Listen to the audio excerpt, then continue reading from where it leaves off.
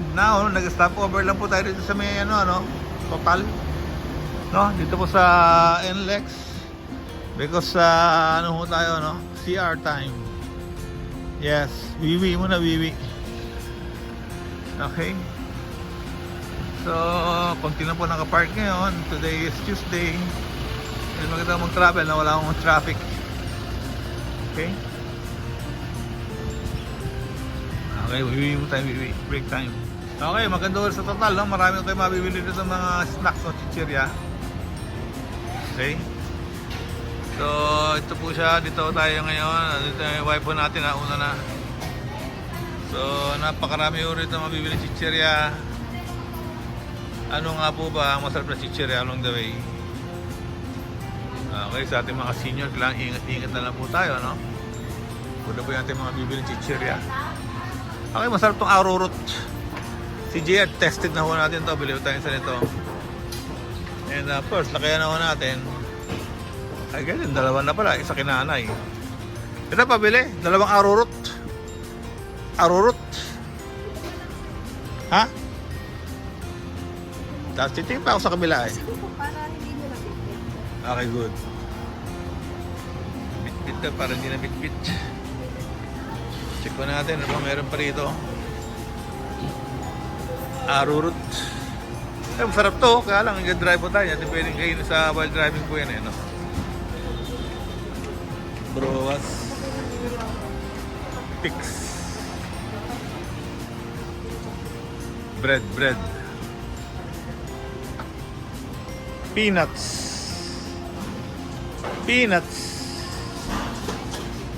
Cheese pie, masarap sana, kaya lang hindi natin maubos yan. Piyayas.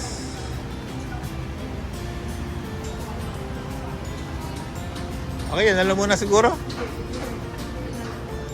Arrowroots. Spinach. Okay. So ito na, no, makita mo meron itong dagupan boneless bangus. Okay. May mga presyo. Mura lang, but unfortunately pupunta tayo ng Baguio. Hindi mo natin mabagdala ko ito. Dalawa lang tayong freezer. Kung gagagana ba ako, ang lalaki oh. No? Kailangan ng freezer niyan eh, no? Pupunta kami ng Baguio, hindi pwede. Pagbalik na lang, kaya pagbalik namin, hindi kami makakadaan dito. Kabilang side, no? Mag-U-turn pa kami. Huli lang ng U-turn? Okay, good. Sige, we'll try, ha? Okay. Yan, potato corner po. Meron din dito sa Total. Ano ba to? Tropical Hut. Wow! My favorite burger. Yeah, since 1965 pa po yan. Tropical Hut. At yan po pinakamasarap ng burger, no? Itong mga patong-patong na mayroong cheese, may malaking patty, mayroong mga patakot-takot na gulay. Yan po yung pinakamasarap na burger po, no, sa buong mundo. No? Tropical Hut.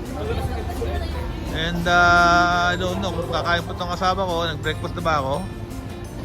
Pwede. Tropical Hut muna ako sa asawa ko. Yes. I miss the Tropical Hut burger. Ang dami ko kumakain kasi napakasarap naman po talaga ng burger nila, no? Okay, yung burger na masarap dyan, yung malalaking burger, no? Hindi yung maliit. Kasi yung maliit pa parang ordinary lang lasa eh. Pero ito pong malalaking burger po nila, yun po yung masarap. Op! Inisaba ko natin. Love, bibili naman ng burger. My favorite, Tropical Hut burger. Ayaw mo? Hati tayo. Okay, ako na lang po. Miss ko na ho tayo. Okay, let's go. I-order na natin yung special burger nila, yung malalaki dapat, no? Kasi meron silang maliit na burger, eh, hindi ko siya ganun kasarap. Huwag kayo order na regular tsaka regular cheeseburger, orderin nyo yung malalaki, tropical. Chili, ranchero, double burger, pa laki oh. Classic. Yun naman, sarap, classic. Isang classic, miss? Dine-in po? Ah. Drinks yun sir. 242, tubig lang? Burger lang po, wala Okay. na drinks and fries. Wala na. Okay. 168 po. Magkano? 100. Okay po. And na, wala pa. Pa-spray naman. Because I'm vlogging. Okay, that's my lovely wife. Okay, spray mo ito. Check ko natin kung pareho pa rin ang presyo. Tim Hortons. Okay. Oh, good. May order ka drinks? That's Tim Hortons. Hot sauce tsaka ketchup. Ano yun? Tropical classic burger. Okay, pag order kayo ng burger sa Tropical Hut, orderin nyo yung malalaki. Huwag yung regular na cheeseburger kasi ito iba yung lasa. Ano yan yung merong Yung mga rancho ranchero, yung mga Hawaiian Glee, ito po classic. Ito malalaki, medyo mahal. Ito orderin nyo kasi ito yung masarap na burger sa Tropical Hut. Tropical Hut. Yeah, this is my favorite po since childhood. Sa aking kabataan. Until now, your child. Yes, until na, marami na dito nakakaalam na yung burger na ito nung mga pinanganak ko kaya ng mga 1960. Eh, kilala nyo itong burger na to, no? So, meron itong dito sa may NLEX. Papunta ko itong papunta ng Tarlac, no? Parang dry, di ba? Parang dry. Pag. Check mo natin kung dry nga. Kaya natin na ba? UFC hot sauce. Ano pala yung UFC hot sauce ngayon? Alam natin, UFC ketchup lang. Okay, with hot sauce and... Ano to? Pati ba kulay? Ito ketchup, di ba? Rab? Oo. Mustard Okay ka, may problema tayo. Ikamatis. Mustard. Yung kamatis po, no? Very important. Tatanggalin nyo yung mga buto. Pakita mo yung video. Yeah. Because the seeds enter your appendix and the appendix will explode if this, what you call this, yung mga seeds, no? Nilalagay lang mo sa lupa para tumubo, hindi yung sa appendix. Kasi pag sa appendix nyo nilagay yung, itong mga buto, tutubo yung sa appendix nyo, no? Magkakaroon kayo ng halaman, puputok yung appendix. Opo, so very dangerous po, no? Itong mga buto ng kalamansi, kaya wag yung kamatis pala. Hihibalay nyo yung ganyan, no? Para hindi pumutok yung appendix nyo. Okay. So after tanggalin yung mga buto, balik nyo dito. Tapos applyin nyo ng konting hot sauce. Okay, spray lang ako ng malinis itong mga hot sauce at ketchup nila kasi klasiko, si Mayo dati mga kabataan mo namin, no? Kung anong kalukuhan ginagawa sa ketchup. Let's spray muna para malinis naman itong ketchup po natin. In the name of the Father, Son, Lord, Amen. Bless us, O Lord, Jesus Christ, receive from thy bounty through Christ, O Lord, Amen. Okay? Spray nyo muna para lahat ng mga germs, yung mga nakaka-destroy ng health natin, yung mga cholesterol, mawala ho lahat yan. At bibigay ko ng magandang sa atin, binibigay sa katawan ng health na bubusog tayo at na-enjoy ho natin yung kanyang lasa and freshness. Okay lang, you want to try ba? You want to try? No. Tama nga, parang ngayong patty, ha?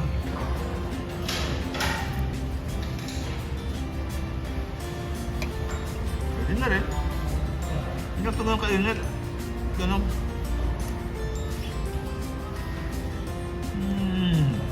Pwede na. Ano to? Ano to? Mustard na. Start? Basta satlog lang to, di ba? Hindi ba kasi pwede ako? Nilagay ba yung burger ng mustard? Yeah, depende sa ano mo. Hindi ko pa try yun, I-try mo. Depende yun sa panlasa mo. Hindi ko pa try. First time ko itong try, no? Ito mustard sa hamburger. Kasi kinakain ko na ito sa hotdog. No? Natin kung okay yung mustard. No? So, Tropical Hut Classic Burger. Tingnan natin. Pag nagustuhan ko ito, parati ko nang haharapin yan.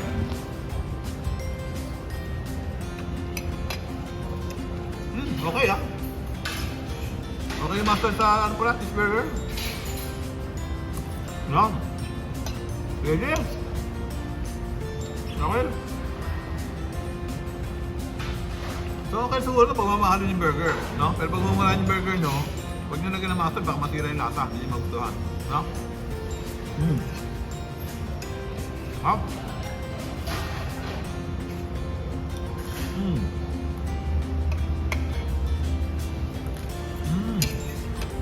Gusto mo ito? Ah. Gusto? No? 10:51 na po, no? Almost lunchtime na rin. Ito pa? Malam.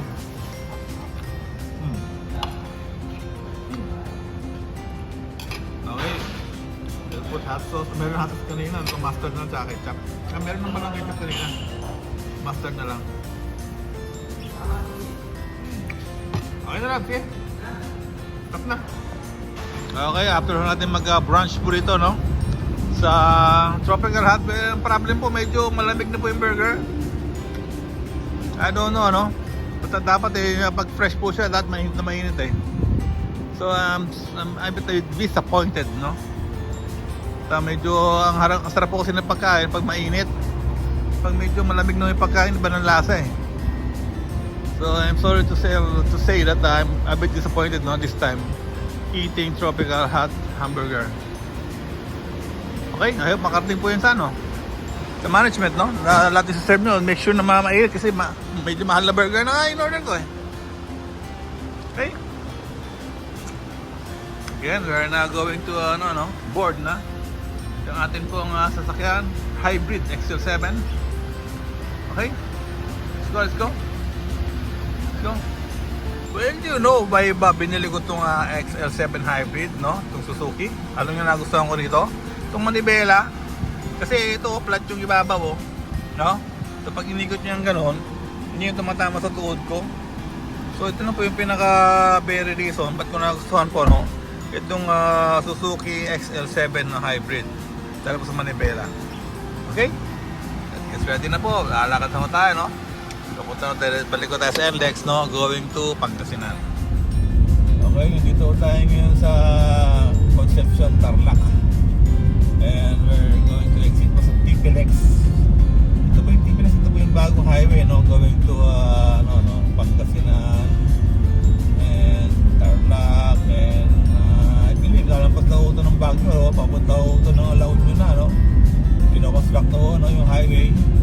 Iko-connect ko yung La Union dito po sa TPLEX, no, na from Pangasinan. So mabilis-bilis na travel next time from Manila to La Union, going po sa north,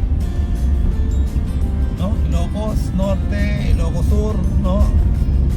Pag na-connect na gawa no yung TPLEX, no, yung extension to La Union, mabilis na ako punta sa Pagudpud. Yun naman Pagudpud Lab. Huwag mo nga akong na. Pagudpud, yun yung popular beach sa Ilocos Norte, no? Yung halos pinakadulo na yata ng Ilocos Norte at Pagudpud eh, no? So next time po tayo Pagudpud pag nagawa ng expressway nila. Okay? Huwag mo ko hawakan na. May bayad dyan. 5,000. No! 5,000? It's too much, ah. Dati 500 lang yan, ah. 5,000 na? Oo, 5,000 yan. Putang shit! Very expensive touch. Okay? Very expensive. Expensive ako. Okay, dito tayo sa papuntang TPLEX. Basta dito tayo sa mga bukid-bukid. Bukid-bukid ito sa right side, sa kaliwa. Pwede makita mga gasoline station, no? Kenex building. Kenex is a very popular name here in Tarlac. Okay? So let's do some overtaking na po. Teka. Let's go!